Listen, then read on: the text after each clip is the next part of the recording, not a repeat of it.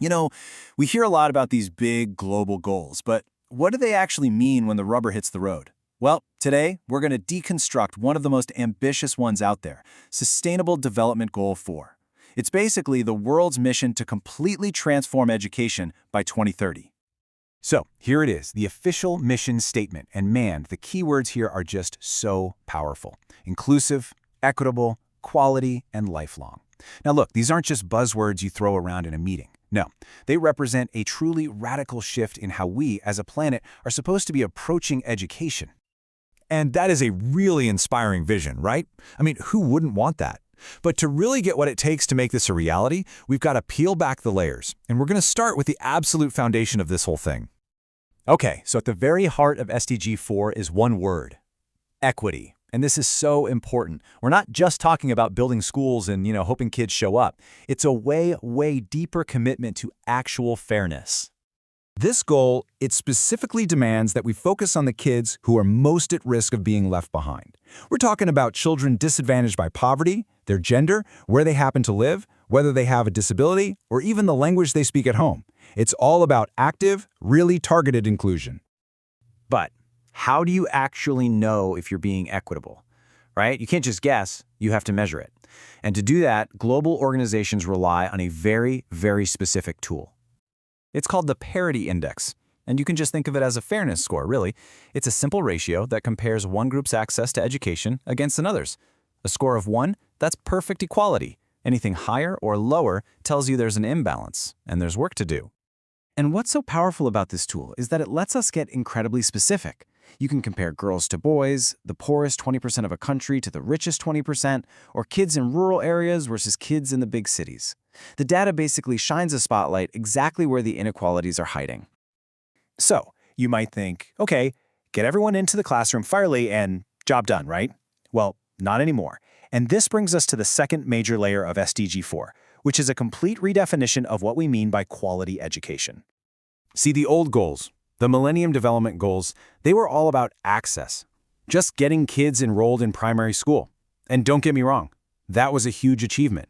But it kind of missed the most important question. Were the kids actually learning anything? SDG4 completely changes the game by focusing squarely on learning outcomes. Which of course raises the next big question, doesn't it? If we're going to focus on outcomes, how on earth do you measure something as complex as quality learning across the entire planet?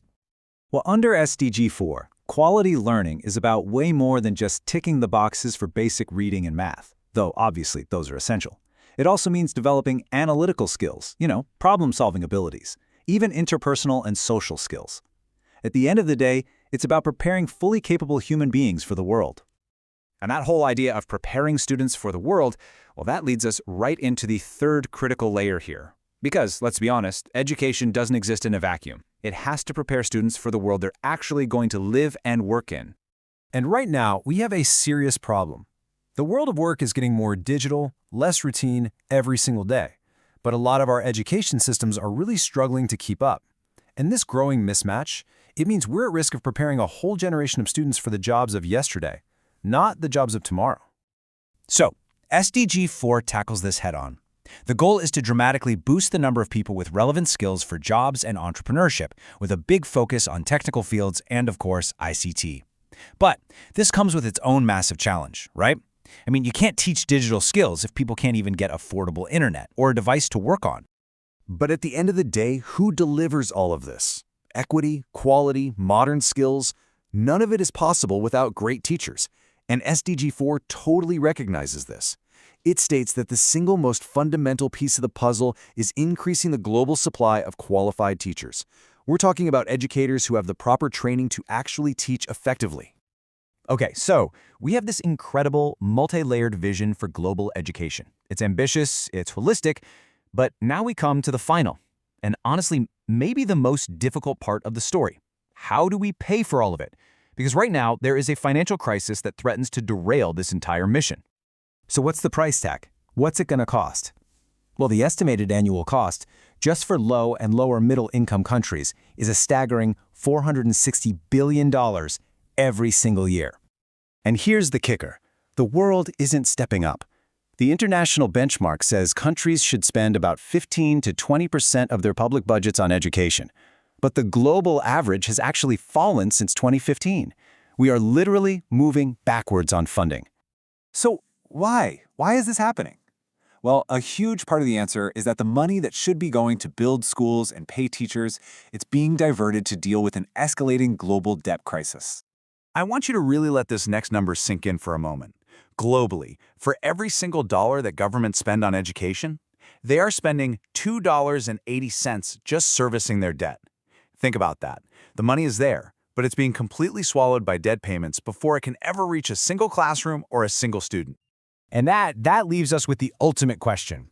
The vision for SDG4 is clear. It's comprehensive, and it's probably more important now than ever. But with that 2030 deadline just flying towards us, can the world figure out how to overcome this debt crisis to actually deliver on its promise? Because the future of an entire generation really does depend on the answer.